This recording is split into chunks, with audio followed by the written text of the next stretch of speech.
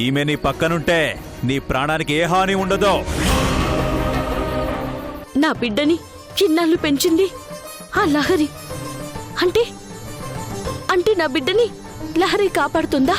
అంతా దైవ నిర్ణయం. బాయోదినా జాగ్రత్త. అన్నయ్య హైదరాబాద్ ట్రైన్ ఎక్కించేసి వచ్చేస్తాడు, సరేనా?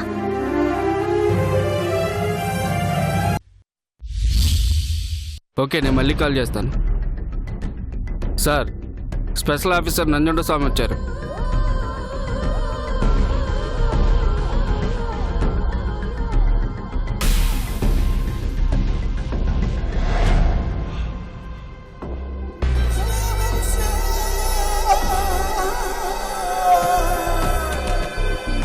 Hello sir, I'm Nanjunda. నాకు కావాల్సింది నీ బయోడేటా కాదు, వీలైనంత త్వరగా నా కూతుర్ని వెతికి పట్టుకోవడం. సార్, మీరు చాలా మంది పోలీసులను చూసుంటారు, నంజుండను చూసుంటారు.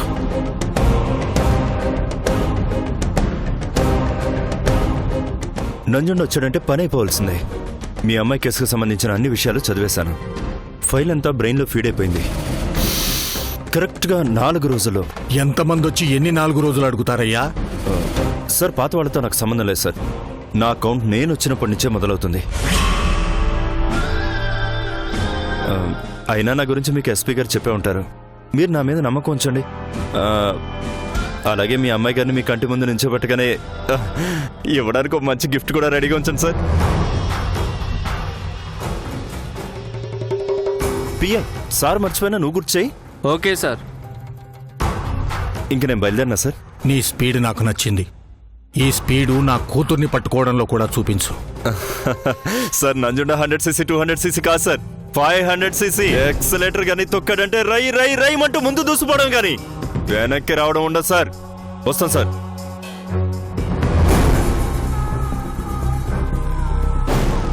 సార్, అమ్మాయి గారు దొరికిపోతారు సార్. సత్యం సార్, మాట్లాడేశాను ఎమ్మెల్యే గారితో.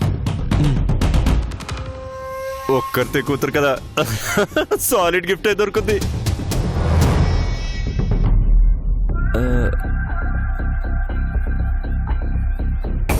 ఆ బిల్డింగ్ బాగుంది సత్యం. రేట్ ఎంతో అడిగిపెట్టు, వర్కౌట్ చేద్దాం.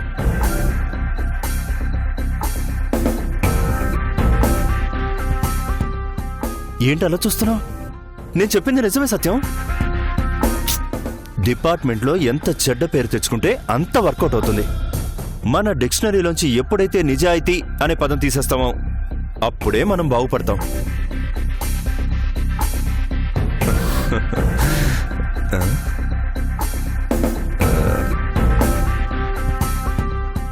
జూలో జంతువుని చూసినట్టు చూడకండియా. I'm coming to the point.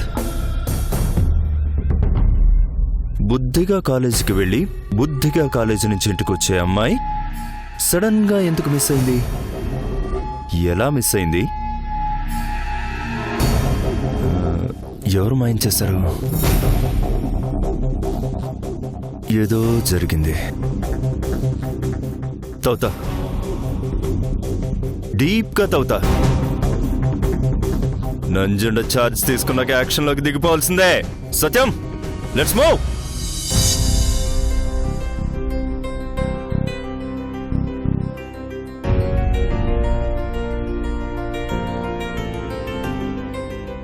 Mithun రాశి వారికి ఓ వారం రోజులు అంతా చిక్కుముడిగానే ఉంటుందంట.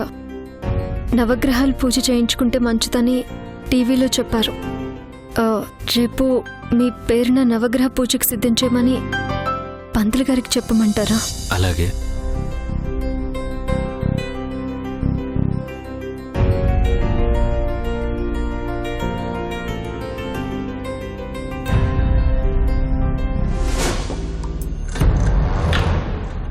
శనివారం అర్ధరాత్రి సమయంలో నువ్వు ఒక్కడివి ఒంటరిగా నడుచుకుంటూ వస్తావు.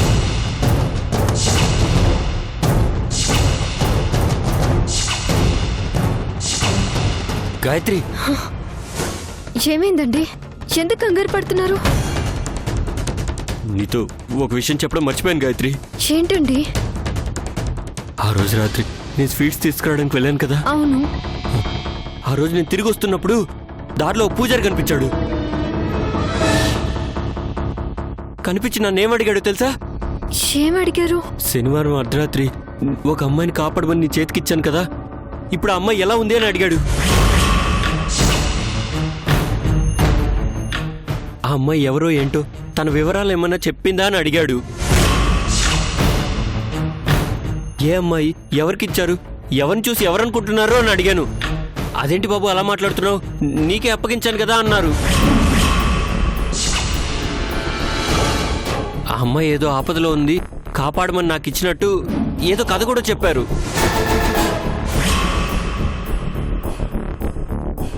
అంతలోనే ఏమైందో ఏమో సడన్ గా వెళ్ళిపోయారు. నేనెంత పిలిచినా ఆగకుండా వెళ్ళిపోయారు. ఆ రోజు ఈ విషయం నీతో చెప్తామని చాలా త్వరగా వచ్చాను. రౌడీలు నీ మీద అటాక్ చేయడంతో మర్చిపోయాను. ఇప్పుడు నువ్వు పంతులు అనగానే సడన్ గా గుర్తొచ్చింది. అయితే ఆ అమ్మాయి ఖచ్చితంగా ప్రియాంకే అయి ఉంటుంది. అవునండి, మీరు లెటర్ రాసి నన్ను విడిచి దూరంగా వెళ్ళిపోవాలని ప్రయత్నించింది శనివారం అర్ధరాత్రి కదా.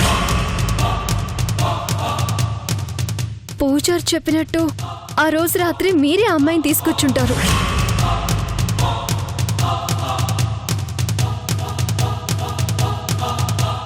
అయితే ఆ రోజు ఏం జరిగిందో, ప్రియాంక ఎలా చనిపోయిందో ఆ పూజారికి ఖచ్చితంగా తెలుసుంటుంది.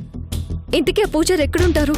ముందు అతన్ని కలిసి అతని దగ్గర నుంచి ఏమైనా వివరాలు తెలుస్తాయేమో కనుక్కుందాం పదండి.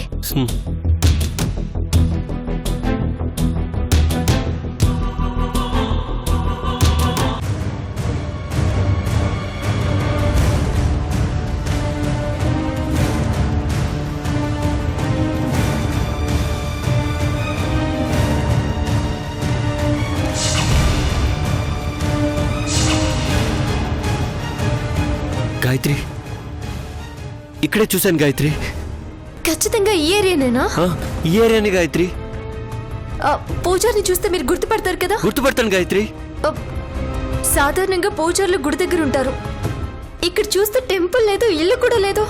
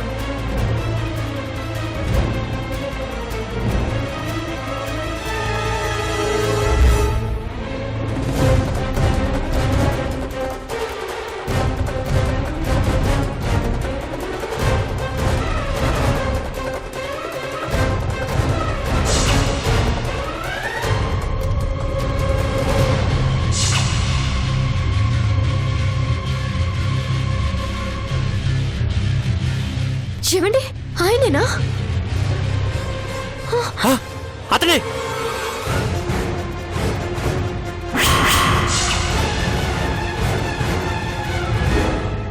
ఓం అపవిత్ర పవిత్రో వా సర్వావస్థాంగతో పిదవ.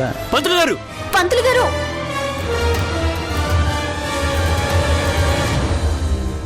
ఓం ధ్యాయేద్మాసనస్థాం వికసవదనాం పద్మపత్రాయుధాక్షీం హేమాభాం పీతవస్త్రం కరకలితల సద్దేవ పద్మాపరాంగ్యం సర్వాలంకారయుక్త. పంతులు గారు!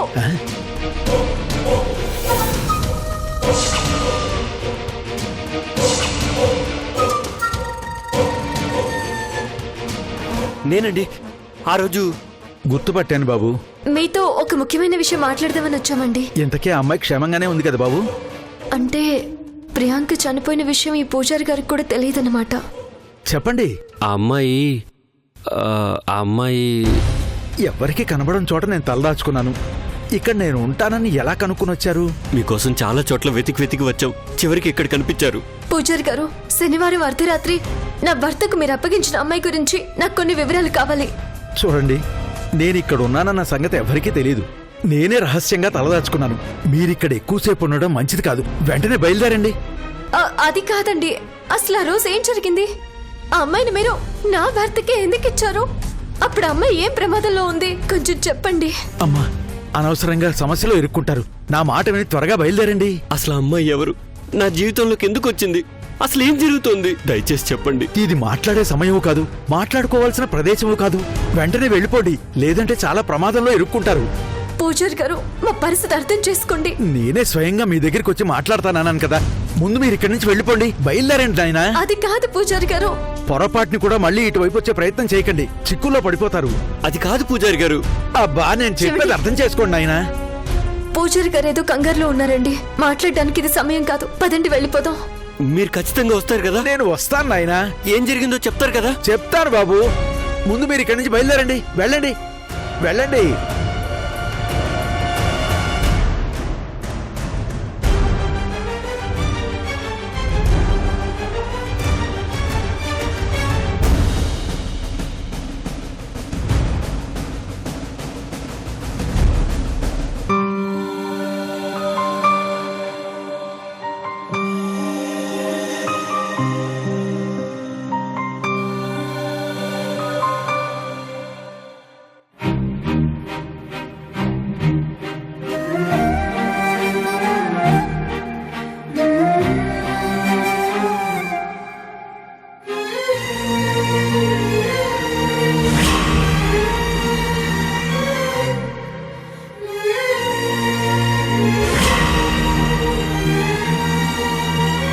జైలు గోడల మధ్య ఉన్నట్టు ఈ 4 గోడల మధ్య ఎన్ని రోజులుంటావు బాబు?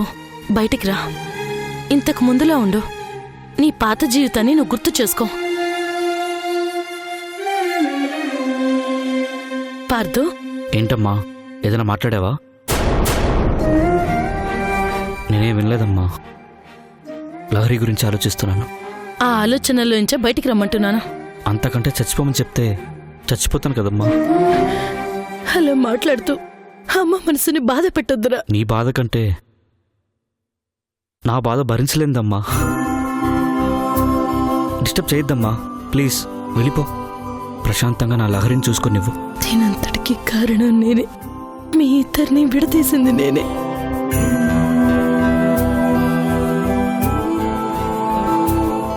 నువ్వు నన్ను ప్రేమించలేదా? నువ్వు నన్ను ఇష్టపడలేదా? ఎందుకు అబద్ధం చెప్తున్నావు? ఎందుకు నన్ను దూరం చేస్తున్నావు? ఏం అవసరం వచ్చింది నీకు?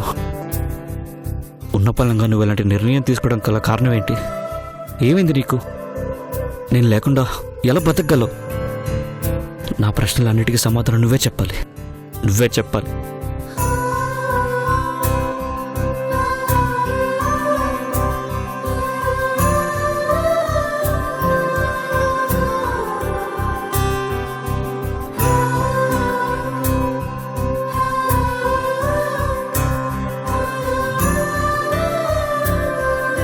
నేను కాల్ చేస్తానని నంబర్ కూడా మార్చేసింది. డైరెక్ట్గా లహరితోనే మాట్లాడాలి.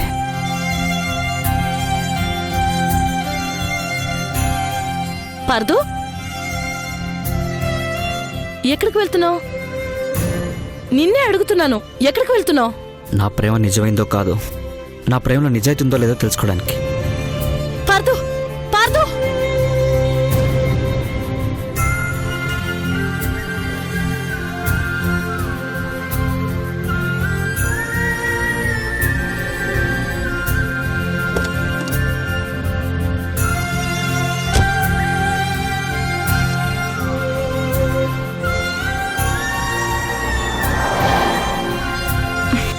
అయిపోయింది, అంతా అయిపోయింది. నేనొకటి జరగాలని కోరుకుంటే ఇంకొకటి జరిగిపోయింది. ఒక ప్రేమ జంట నిర్దాక్షిణ్యంగా విడిపోయింది. లహరి,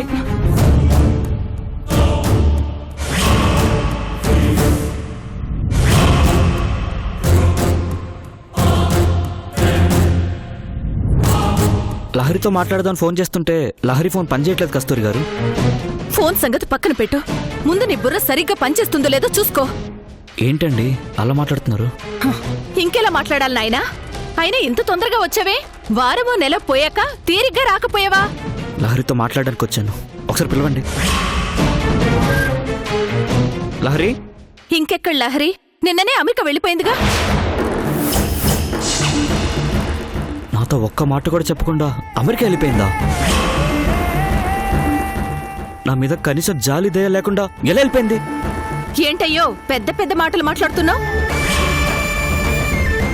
నీకు మీ అమ్మకు మాత్రం ఉన్నాయా జాలి దయ? మీ ఇంటికొచ్చి మీ ఇద్దరిని కలపమని మీ అమ్మకి చెప్తే మీ అమ్మ పట్టించుకుందా? లహరి కావాలనే పార్థుని దూరం చేసుకుంటోంది, కారణం ఏంటో కనుక్కోండని చెప్తే మీ అమ్మ కనీసం మా ఇంటికొచ్చిందా? లహరి అమెరికా వెళ్ళిపోవడానికి ప్రయత్నిస్తోందని చెప్తే ఆపి ప్రయత్నం చేసిందా? ప్రయాణానికి ముందు రోజు ఫోన్ చేసి ఇదే చివరి అవకాశమని చెప్తే మీ అమ్మకి చీమ కుట్టినట్టయినా అయ్యిందా? ఫోన్ స్విచ్ ఆఫ్ అయిపోయిందని తర్వాత చేయడమే మానేసింది, ఇప్పటి వరకు చేయలేదు. అసలు మీ అమ్మ ఉద్దేశం ఏంటో నాకేం బోధపడడం లేదు. నేను మీ ఇంటికి వచ్చానో లేదో, నీ చేత వెంటనే ఫోన్ చేయించమన్నానో లేదో మీ అమ్మ నీతో చెప్పలేదన్నమాట.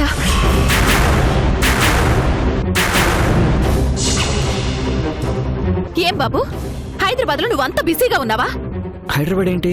నువ్వు హైదరాబాద్ లో ఉన్నావని, రావడానికి వారం పైనే పడుతుందని చెప్పిందిగా. నిజంగా నీకీ విషయాలేవీ తెలియవా, లేక తెలియనట్టు నటిస్తున్నావా?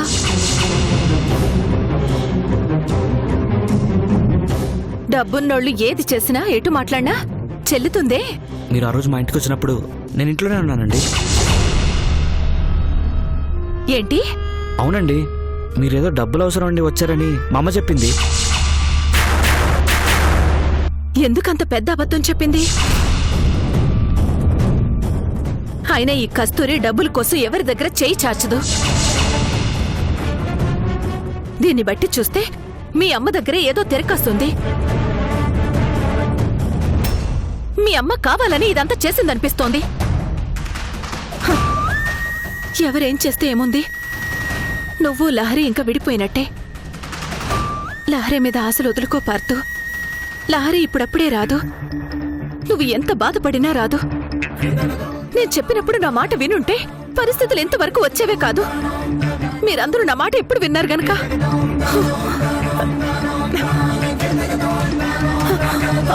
పార్థు, పార్థు,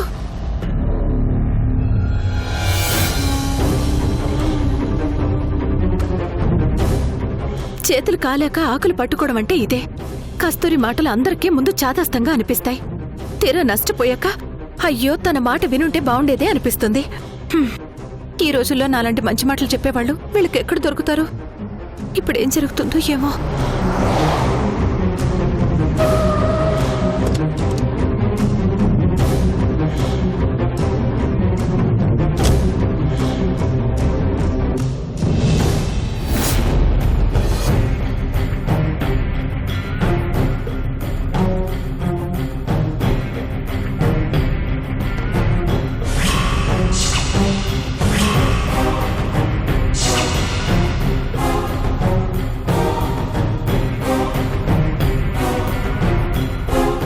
ఎక్కడికి వెళ్ళావు పార్థు?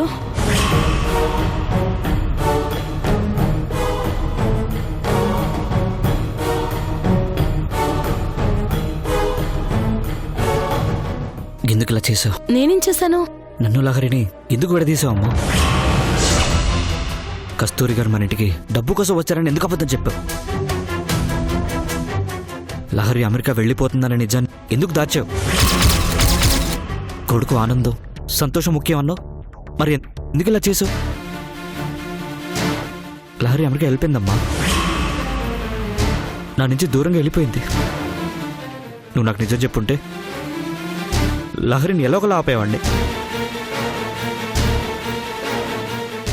నువ్వు చేసిన మోసానికి నేను చూస్తుంటే నాకు అసహ్యంగా ఉందా?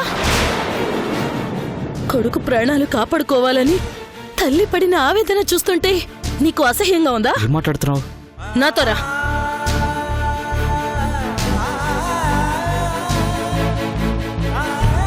రా.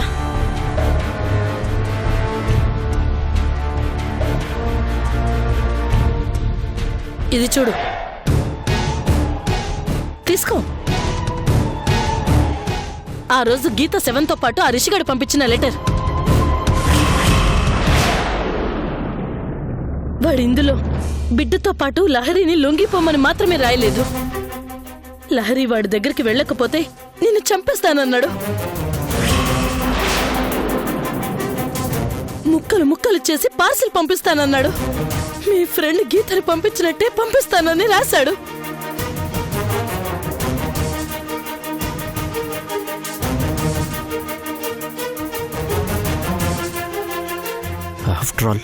After all లెటర్కి భయపడిపోయావా? భయపడినా మరి. కొడుకు ప్రాణాలకు ప్రమాదం అని తెలిసిన తర్వాత ఏ తల్లి భయపడకుండా ఉంటుందిరా? గుండె ఆగిపోతుందిరా. అవునరా, నేనే నిన్ను లహరిని విడదీశాను. నేను వెళ్ళి నా కొడుకుని మర్చిపోమ్మా అని అడిగితేనే లహరి నేను కావాలని దూరం చేసుకుంది. నాకిచ్చిన మాట కోసమే దూరం చేసుకుంది. మాణిక్యం గారి కూతురి కేసు కోసం వచ్చి పూజారి గారు కేసు పట్టుకున్నారేంటి సార్? Good question. ఈ కేసును ఎందుకు టేకప్ చేశానంటే ఎమ్మెల్యే కొండవీటి మాణిక్యం గారి కూతురు ప్రియాంక మిస్సింగ్కి ఈ పూజారికి సంబంధం ఉందని తెలిసింది కాబట్టి.